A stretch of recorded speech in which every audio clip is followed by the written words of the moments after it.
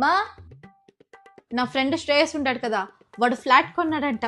Flat అయితే వేస్టే కదా కావ్య, దానికన్నా ప్లాట్ బెస్ట్.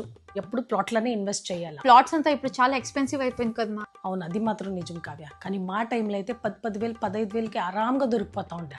మెయిన్ రోడ్లో కార్నర్ ప్లాటే మనకి 20,000-25,000కి ఆరాంగా దొరికిపోతా ఉండే. కొన్నారా? తీసుకోలే. అప్పుడు ఫుల్ అడవిలాగా ఉండే. ఎవరు అనుకున్నారు ఎంత డెవలప్ అవుతుంది అనేసి. యాక్చువల్లీ ఒక జాగాకి పోయి డాడీ టోకన్ అడ్వాన్స్ కూడా ఇచ్చేసి వచ్చున్నాడు. పోదు అదే జాగా ఏం రేట్ పోతా ఉంది ఆ ఏరియాలో తెలుసు కదా, స్క్వేర్ ఫీట్. కానీ తీసుకోలే, మళ్ళీ ఎత్తుకొని వచ్చేసినాడు వాపస్. ఈ పెద్దనాయన ఉంటాడు కదా, దొంగ నా కొడుకు. వాడు నాకు దుడ్డు కావాలా, ఇచ్చేయి వేరే దాంట్లో వేద్దాము, ఇచ్చేయి వేరే దాంట్లో వేద్దాం అన్నాడు చూడు. ఆ నుంచి వాపస్ తీసుకొని వచ్చినాడు. ఇప్పుడు ఇంత మాట్లాడుతావు కదా, అప్పుడు మాట్లాడకేం?